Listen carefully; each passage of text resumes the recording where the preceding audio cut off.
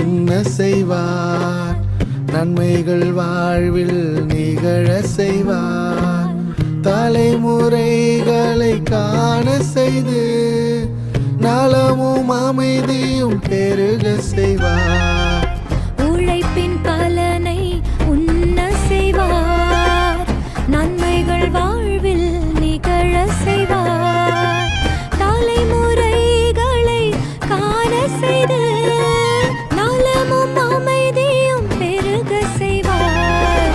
ஆண்டவருக்கு அஞ்சி நடப்போம், அவர் வழி நடந்து வாழ்ந்திருப்போம்.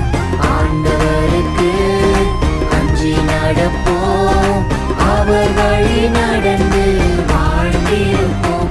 நாம் இஸ்ரவேலின் சமாதானம் சுதந்தரிப்போம், அவர் வழி நடந்து